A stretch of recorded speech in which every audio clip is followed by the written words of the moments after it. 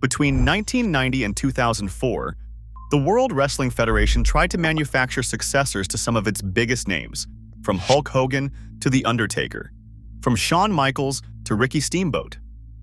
What they got instead was a parade of miscast experiments, broken pushes, and cautionary tales about what happens when you try to force-feed the audience a star they never asked for. Some of these wrestlers had all the talent in the world but got saddled with the wrong gimmick. Some had the look, but nothing underneath it. And some were genuinely dangerous to work with. But every single one of them shared one thing in common. They were asked to be somebody else instead of being allowed to be themselves. These are 16 WWE wrestling successors that failed miserably. Starting us off, Hulk Hogan to Lex Luger. When Hogan left after WrestleMania 9 in June 1993, McMahon had a problem.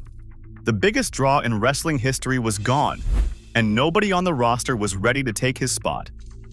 Enter Lex Luger. 6'5" and 270 pounds. A former World Championship Wrestling World Heavyweight Champion with the kind of body McMahon dreamed about at night. The only issue was that Luger had just arrived in the World Wrestling Federation as the Narcissist, a vain heel who carried full-length mirrors to the ring while Bobby Heenan called him beyond perfection. That gimmick was working fine. McMahon scrapped it anyway. On July 4, 1993, Yokozuna held an open body slam challenge on the USS Intrepid aircraft carrier. NFL players failed. NBA players failed. World Wrestling Federation wrestlers failed. Then a helicopter appeared and outstepped Lex Luger in an American flag t-shirt who body slammed Yokozuna in front of the cameras. Instant babyface. The next day, the Lex Express was born, a red, white, and blue tour bus crisscrossing America in what was essentially Hulkamania with a new coat of paint. The problem was that everything about it felt manufactured, because it was. The overnight transformation from narcissistic heel to flag-waving patriot fooled nobody. Bruce Pritchard later admitted on his podcast that Vince was never fully sold on Lex. He was not drawing, and he was not really connecting with the audience the way they thought he should. And the final nail came at SummerSlam 1993. Luger knocked out Yokozuna with his loaded forearm, but won only by countout. The title did not change hands, and then, inexplicably, Luger celebrated with confetti and balloons like he had just won the Super Bowl. The crowd was confused. The momentum was dead. Bret Hart won the title at WrestleMania 10 instead. Luger was demoted to tag team duty and eventually jumped to World Championship Wrestling on the very first episode of Monday Nitro. He showed up unannounced on September 4, 1995, sitting in the front row of the Mall of America while Eric Bischoff nearly lost his mind on camera. And here is the kicker. Luger thrived in World Championship Wrestling. He won the World Heavyweight Championship twice, had a career-defining moment slamming Hogan on Nitro in 1997, and was eventually inducted into the WWE Hall of Fame in 2025.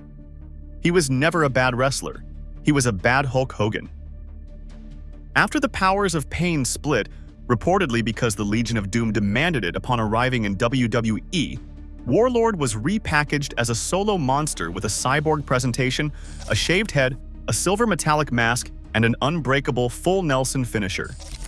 He received a featured match at WrestleMania 7 against British Bulldog, and even got a house show WWE Championship match against Hulk Hogan in August 1991. But the Warlord had zero mic skills, no charisma beyond his physique, and the generic cyborg gimmick connected with nobody. One retrospective put it bluntly, Warlord was one of the worst workers anyone could remember.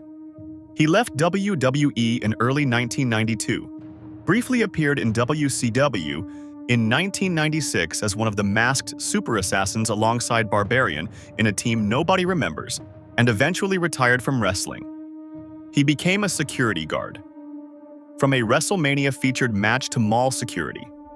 That is the trajectory when your entire value proposition is your bicep measurement, and the company stops caring about bicep measurement.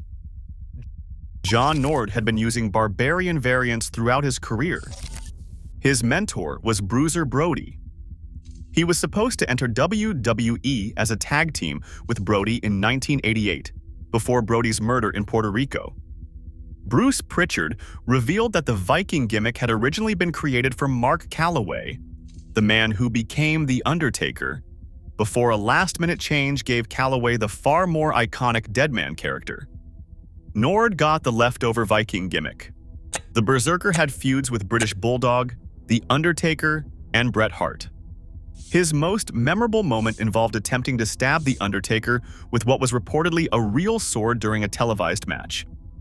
According to Pritchard, Nord refused to play the character how Vince McMahon wanted, instead patterning the Berserker after Brody's mannerisms. McMahon repeatedly asked him to tone down the Brody impressions, but Nord ignored him. The gimmick itself was absurd. A Viking whose primary finishing method was throwing opponents over the top rope for countouts while screaming "Huss, Huss." Nord allegedly no-showed multiple events, was reportedly involved in the Nails incident where Kevin Wachholtz physically attacked Vince McMahon in his office and was eventually let go. He appeared in WCW years later, primarily to lose to Goldberg as part of the famous winning streak. Nord retired in the late 1990s. The Berserker is one of those characters that sounds insane when you describe it to someone who has never watched wrestling. A Viking who screams "Huss, Huss," tries to stab people with swords, and throws them over the top rope because that is apparently what Vikings do. And yet, in a different era with different booking, the concept of a Berserker warrior could have worked. The problem was that Nord wanted to be Bruiser Brody, McMahon wanted him to be a cartoon character, and neither side was willing to compromise. When Demolition's original member Axe could no longer perform due to health issues, Bryan Adams was brought in as Crush. He started as a Demolition replacement and then transitioned into a solo Hawaiian babyface powerhouse. At 26 years old with a massive frame, he looked the part McMahon loved. But the Kona Crush gimmick was painfully generic, his ring work was rough, and his promo skills were not there. Losing to Doink the Clown at WrestleMania 9 destroyed his credibility. Then, at the July 4th Yokozuna Body Slam Challenge, Crush actually got Yokozuna off his feet first, but his back gave out. Moments later, Lex Luger arrived by helicopter and completed the slam, instantly making Crush yesterday's news. It was almost poetic how quickly they moved on. 1 minute Crush was the guy they were building as the next powerhouse babyface, and the next minute he was literally standing in the background watching his replacement get the celebration. He turned heel in October 1993, attacking Randy Savage in a betrayal angle that actually worked reasonably well. His heel work was arguably better than his babyface run, but by then the ship had sailed. He was arrested for illegal gun possession in Hawaii and served jail time. When he came back, he cycled through the Nation of Domination and then formed the Disciples of Apocalypse biker stable. He went to WCW, formed the tag team Crony K with Brian Clark, and passed away in 2007 at age 43 from an accidental overdose. Fifth, Mr. Perfect to the Narcissist. Before Luger became the patriotic Lex Express guy, his original WWE gimmick was the Narcissist, a vain musclehead who was essentially meant to be the next Mr. Perfect. Bobby Heenan introduced him as Beyond Perfection, and his first major feud was directly against Curt Hennig. He beat Perfect at WrestleMania 9 in what was actually the best match on the card. But the gimmick stalled almost immediately. The mirror segments were awkward, the loaded forearm finish was confusing to audiences, and within 4 months McMahon abandoned the entire concept for the patriotic babyface turn. The Narcissist is remembered as one of the most forgettable heel gimmicks of 1993, which is saying something in a year that also featured Bastion Booger and Giant Gonzalez. When the Ultimate Warrior disappeared, McMahon needed another high-energy babyface with a dramatic comeback sequence who could get crowds on their feet through spectacle and pageantry. Tatanka, a legitimate Native American from the Lumbee tribe, fit the template. His war dance comeback was essentially the same concept as Warrior's rope shaking or Hogan's hulking up. His undefeated streak ran nearly 2 years, from February 1992 through October 1993. But WWE never fully committed.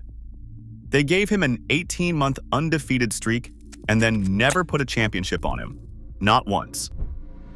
He beat Rick Martel at WrestleMania 8 and challenged Shawn Michaels for the Intercontinental title at WrestleMania 9, but he won only by countout, so the title stayed with Michaels. His opponents were too low-level to elevate him into legitimate main event status. When they finally ended the streak, they fed it to Ludwig Borga, a Finnish wrestler who immediately got injured and disappeared. The streak was wasted. The subsequent heel turn with the $1 Million Corporation killed whatever momentum Tatanka had left. As one retrospective put it, aside from the Luger feud, he did not really do anything major. For most of 1995, he was just a sidekick to Ted the $1 Million Man, carrying somebody else's briefcase. Think about that. They gave this man a 2-year undefeated streak, never put a title on him, ended the streak to build up a guy who immediately got hurt, and then turned him heel so he could stand behind the $1 Million Man. That is not a push. That is a masterclass in wasting potential. He blew out his knee in early 1996 and was gone. 7th, Yokozuna to Ludwig Borga. Tony Halma was a Finnish heavyweight boxer, a future UFC competitor, and an eventual member of the Finnish parliament. Jim Ross put it bluntly, saying the man looked like a Ferrari with a 4-cylinder motor. Borga debuted in July 1993 and was immediately pushed as an unstoppable foreign monster who would supplement and eventually succeed Yokozuna as the top villain. His biggest accomplishment was ending Tatanka's nearly 2-year undefeated streak with a chair shot. He was being groomed for a WrestleMania 10 spot against Earthquake. Then he severely broke his ankle in a match against Rick Steiner in January 1994, and just like that, it was over. Beyond the injury, Borga was an extremely limited worker, and his matches were painful to watch. Reviewers said he had the wrestling skills of a slab of stone. There was also an uncomfortable element that WWE tried to ignore. Halme had a Schutzstaffel tattoo on his calf, and the company covered it with tape during television appearances rather than addressing it directly. He later competed in mixed martial arts, losing to Randy Couture at UFC 13 in 56 seconds. He was elected to the Finnish parliament in 2003, caused multiple national scandals, including calling the Finnish president a lesbian on live television, and his life spiraled into amphetamine abuse and involuntary psychiatric commitment. He died in January 2010 at age 47. 8th, Hulk Hogan to Diesel. With the Lex Luger experiment having flopped and Hogan long gone, McMahon tried again with Kevin Nash, the 7-foot-tall cool guy who had been organically getting over as Shawn Michaels' bodyguard. Nash won the WWE Championship from Bob Backlund in 8 seconds at Madison Square Garden on November 26, 1994. His reign lasted 358 days, the longest of the entire decade. On paper, it was everything McMahon wanted. In reality, it was a complete disaster. Average house show attendance during Diesel's reign was approximately 2,961 fans, among the lowest in company history. In January 1995, a garden show drew only 5,400 paid, the second worst WWE attendance at the building ever recorded. The problem was that Nash's natural edge and sarcastic charisma were completely neutered by the smiling superhero babyface presentation. They turned him into Hogan 2.0 when the audience was responding to him because he was the opposite of Hogan, a tall, cynical guy who did not care about saying prayers and eating vitamins. Nash himself later joked about being one of the lowest-drawing world champions in history. The In-Your-House 4 main event against British Bulldog was so bad that Vince McMahon reportedly threw his headset off and stormed backstage screaming. Nash eventually lost the title to Bret Hart at Survivor Series 1995, turned heel, had much better performances, and then left for World Championship Wrestling where he helped form the NWO, proving the WWE had been using him wrong the entire time. As a cool, sarcastic, self-serving heel in World Championship Wrestling, Nash became one of the biggest stars in wrestling. The lesson was obvious. You cannot take a naturally edgy personality and sand down all the edges just because you need him to smile for kids and sell lunchboxes. The audience always sees through it. 9th, Bret Hart to the British Bulldog.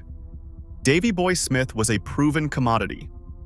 He had main-evented Wembley Stadium in front of 80,355 fans at SummerSlam 1992 in one of the greatest matches in company history. He was part of the Hart family through marriage, had a strong look, and was enormously popular in the United Kingdom market that WWE was trying to expand into. He received multiple world title matches, and the European Championship was literally created for him. Bret Hart's autobiography revealed the title was awarded to Smith to appease him for unfulfilled promises Vince McMahon had made. But Bulldog was an inconsistent performer who needed elite opponents to produce great matches. He had no promo skills. Drug issues were chronic. Bret Hart's autobiography revealed that before SummerSlam 1992, Bulldog confessed he could not remember anything because he had been up all night smoking crack. Shawn Michaels' political influence actively sabotaged his pushes.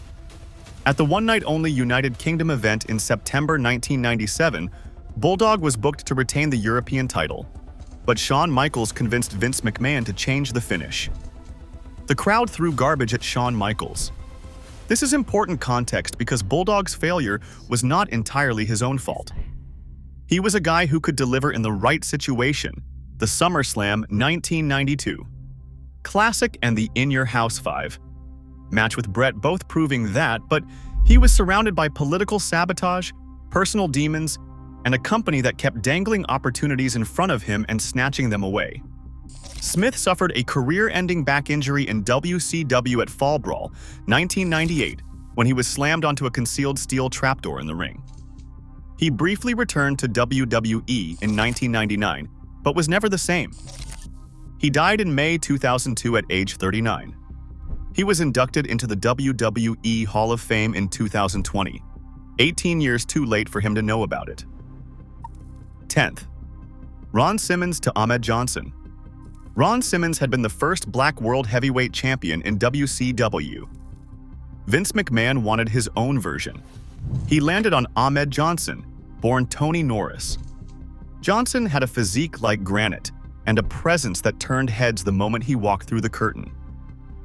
Jim Ross described him as African-American, with a big, gruff, distinguishable voice, and said he looked like $1 million. Then Ross added the honest question, was he a great worker? No.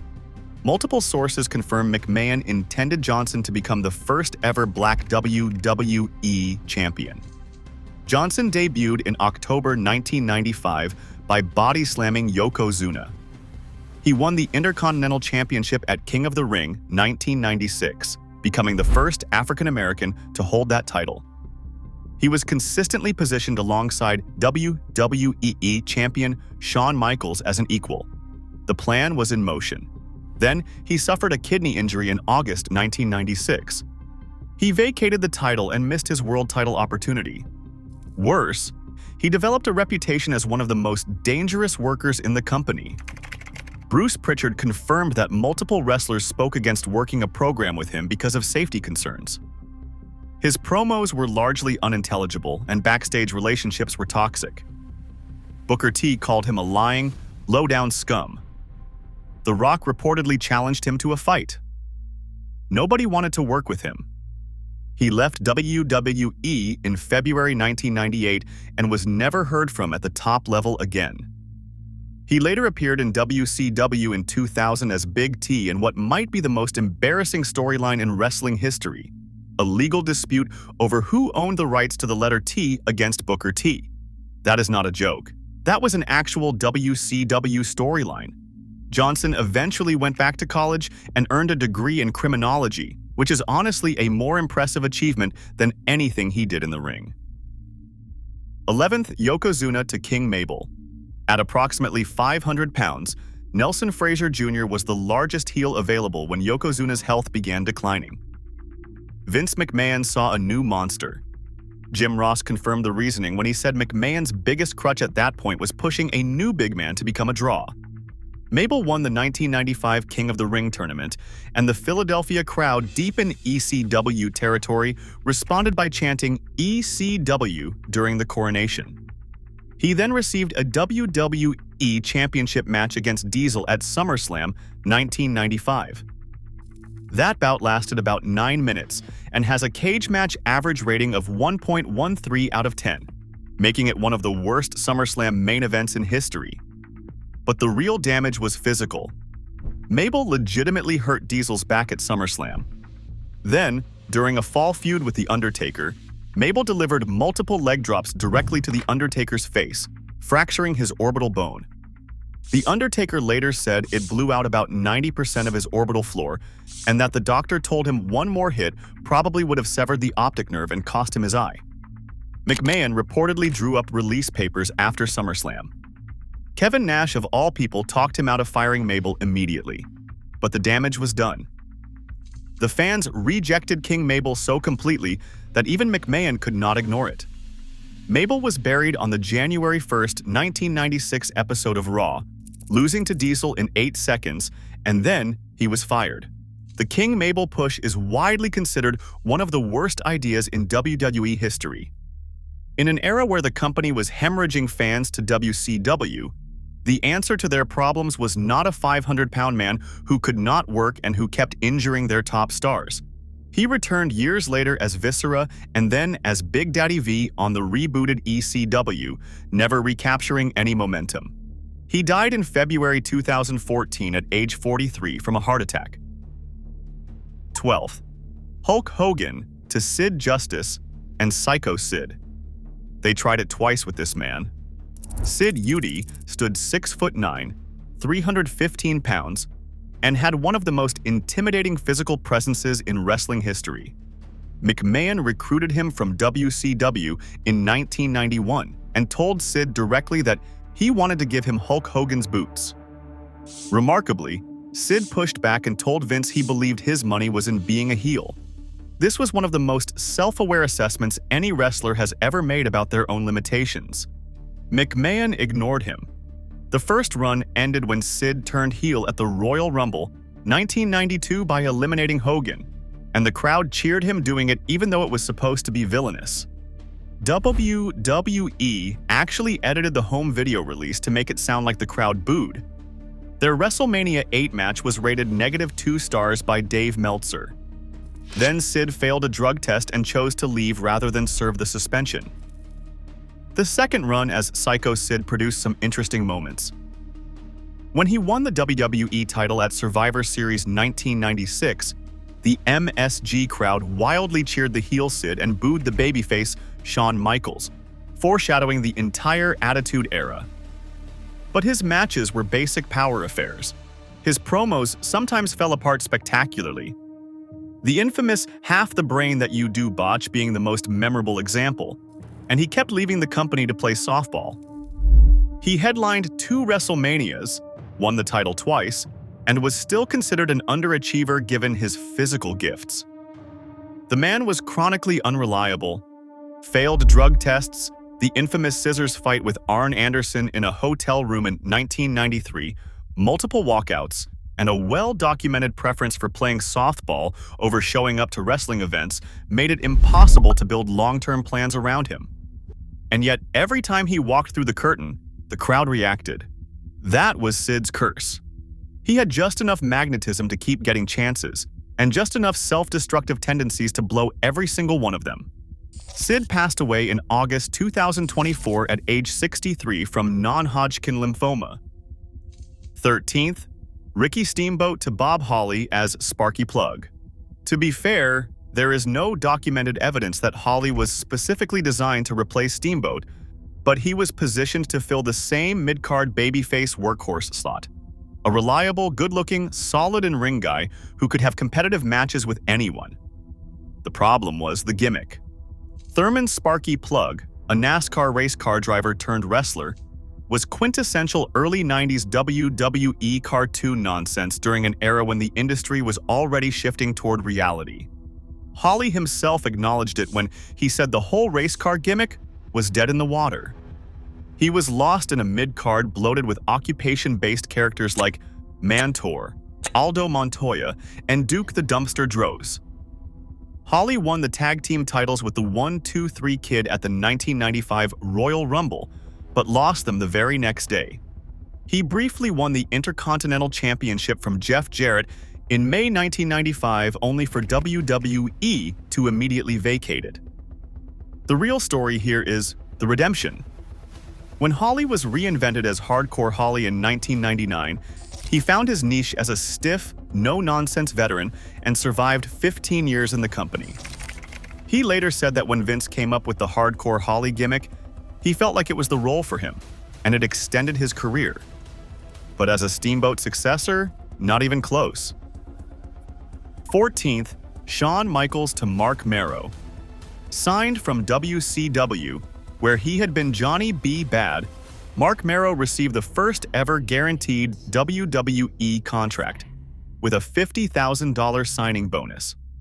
Vince McMahon believed he was getting a pretty boy, high-flying, athletic babyface in the Shawn Michaels mold.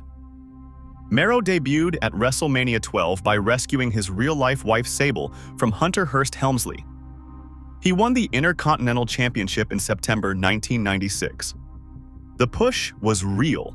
Then a torn ACL in February 1997 destroyed everything. When Mero came back, the entire landscape had changed. More importantly, Sable had become a bigger star than he was. She developed a fan base that dwarfed his, becoming arguably the most popular female performer in WWE at that point.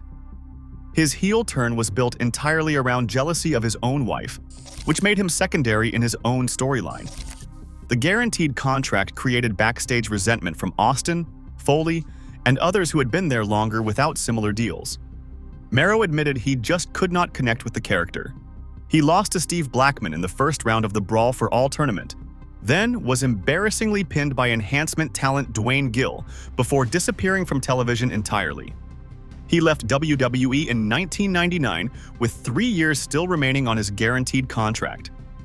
The cruelest irony of Mero's career is that his biggest contribution to professional wrestling was introducing Sable to the WWE audience. The woman who was supposed to be his accessory became one of the biggest stars in the company, while the actual wrestler faded into irrelevance. Mero reinvented himself as a motivational speaker through his non-profit Champion of Choices, touring schools across the country. 15th, Hulk Hogan to the Patriot. Del Wilkes arrived in WWE in July 1997 as the Patriot, a flag-waving American hero positioned to oppose Bret Hart and the Anti-American Heart Foundation. Bruce Pritchard recruited him personally, and Vince really liked him. He thought this could be one of those situations where they slide a guy right in on top. The push was insanely fast. Within 2 weeks of debuting, Wilkes pinned WWE champion Bret Hart in a non-title match. He received a world title shot at In Your House Ground Zero in September 1997. But Wilkes was already broken when he arrived. He admitted that by the time he got to WWE, he was damaged goods from injuries sustained in All Japan. A torn triceps ended his run permanently before Survivor Series 1997. The flag-waving gimmick also felt completely out of place in the emerging Attitude Era. In one of wrestling's great ironies, the Patriot's entrance theme was later repurposed as Kurt Angle's iconic entrance music, with Angle becoming the successful version of the patriotic hero Wilkes never got to be. Wilkes died in July 2021 at age 59 after years of battling addiction. His story is one of the saddest on this list, because unlike other men who failed from lack of talent or self-destruction, Wilkes was simply a man whose body had been broken before he got his shot. He spent years grinding in Japan and on the independent scene, finally got called up to the biggest stage in wrestling, and his body could not hold up long enough to prove what he could do. The fact that his entrance music went on to become one of the most iconic themes in wrestling history, attached to Kurt Angle, who became everything the Patriot was supposed to be, is a cruel irony that professional wrestling seems to specialize in. And finally, number 16. The Undertaker to Mordecai. Kevin Fertig pitched the concept himself, a religious zealot in all-white positioned as the anti-Undertaker.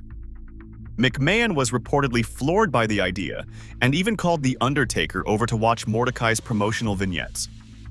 The plan was to spend an entire year building Mordecai before a WrestleMania 21 match against the Undertaker. Vignettes aired in late April 2004 with the tagline, "Hear me, fear me." He debuted at Judgment Day with a squash match and defeated Hardcore Holly at the Great American Bash. The entire push lasted approximately 6 weeks. A bar fight in Louisville, Kentucky derailed everything. Fertig punched a man who allegedly tried to hit him with a bottle, breaking the man's nose. The man sued both Fertig and WWE. When Fertig went to McMahon, Vince's response was blunt. They were getting sued. It was stupid. Beyond the incident, fans chanted boring during matches, and at around 6'3", Fertig was not physically imposing enough for the supernatural archetype. He lost to Rey Mysterio on the July 1st SmackDown and was never seen on WWE television again as Mordecai. He was sent to OVW Developmental, released in 2005, and then brought back in 2006 on the rebooted ECW as the vampire character Kevin Thorne, with a valet named Ariel. It was a serviceable mid-card gimmick, but a universe away from the WrestleMania main event he was supposed to have. Fertig later reflected with brutal honesty that he was a dumbass who got in a fight in a bar and basically ruined it. The Undertaker went on to face Randy Orton at WrestleMania 21 instead, extending his streak to 13-0. Fertig currently works as a realtor in Indianapolis, which is about as far from the supernatural darkness of Mordecai as you can possibly get. So what do all 16 of these failures have in common? They reveal the same fundamental blind spot. Vince McMahon believed that archetypes were replaceable, that if you found a body that matched the physical template of a departing star, you could slot that body into the same role and produce the same result. Tall and muscular, give him Hogan's spot. Big and scary, give him Yokozuna's spot. Athletic and pretty, give him Shawn's spot. Dark and supernatural, give him Taker's spot. But audiences do not connect with archetypes. They connect with individuals. And you cannot manufacture that connection from the top down, no matter how many buses, helicopters, or loaded forearms you throw at it. The most telling proof is what happened after all these failures. The answer to who would replace Hogan was not Luger or Diesel or Sid or the Patriot. It was Steve Austin, a bald, foul-mouthed Texan who was the antithesis of everything those failed successors had been asked to be. The audience did not want Hogan 2.0. They wanted something completely different.